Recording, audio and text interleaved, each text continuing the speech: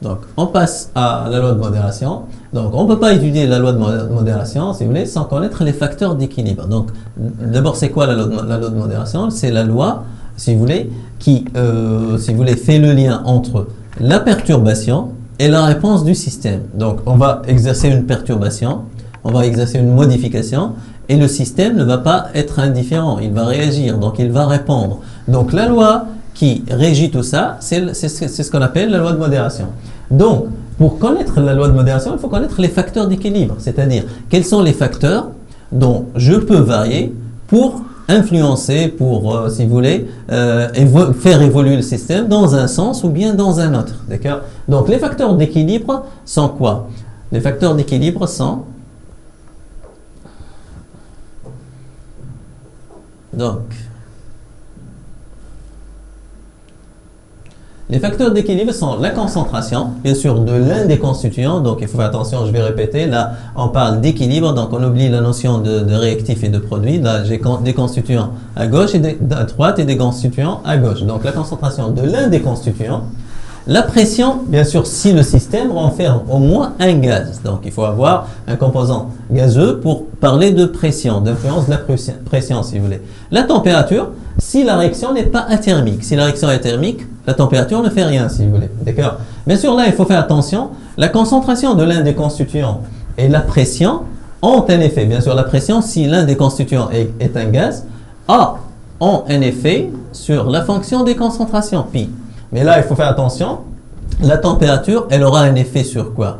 Sur la constante d'équilibre. Donc, rappelez-vous qu'on a dit que la constante d'équilibre K dépend uniquement de la température. Donc là, il faut faire attention. Si je vais agir sur la température, il faut s'attendre que la constante d'équilibre va être différente, si vous voulez, va varier. Donc, il faut faire attention, il faut bien étudier ça. D'accord? Donc, on va commencer par l'effet de la variation. Donc, on va commencer par l'effet de la variation d'une concentration sur l'équilibre d'un système chimique. Donc, on va varier la concentration, et on va voir. Donc, vous allez voir l'expérience et on va reprendre.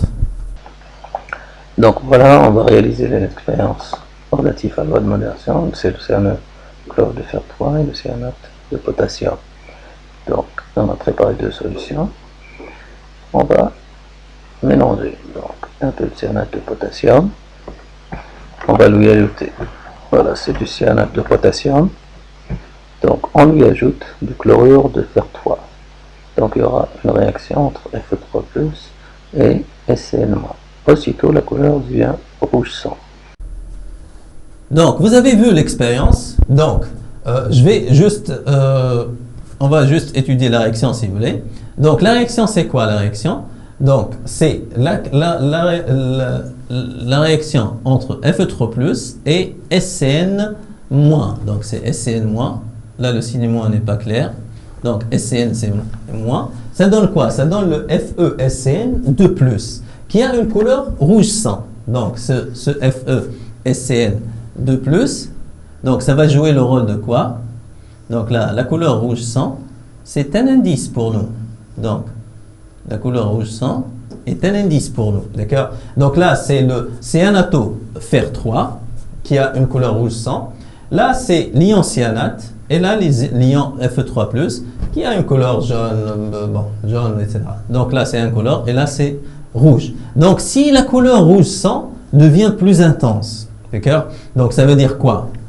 Donc, couleur,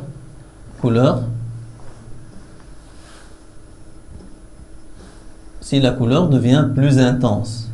Donc, automatiquement, je serai capable de conclure quoi? Donc, si j'ai un système, je remarque que la couleur devient de plus en plus intense. C'est-à-dire quoi? C'est-à-dire que le nombre d'ions FeSCN2+ augmente. Donc, la concentration de FeSCN2+ augmente. Donc, l'équilibre s'est déplacé dans quel sens? Quel est le sens qui fait augmenter le nombre de mots de FeSCN2+? C'est le sens direct, c'est le sens 1. Donc là, je serai capable de dire que j'ai une évolution du système dans le sens 1.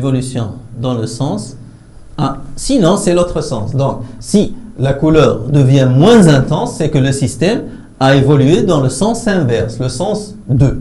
D'accord? Donc, juste, il faut faire attention. Donc là, la couleur rouge 100 sera un indice, pour nous. D'accord? Donc, on va voir l'effet de la concentration. Donc, tout à l'heure, vous avez vu cette réaction, d'accord, qui donne la couleur rouge 100. Et on va étudier l'effet de la concentration.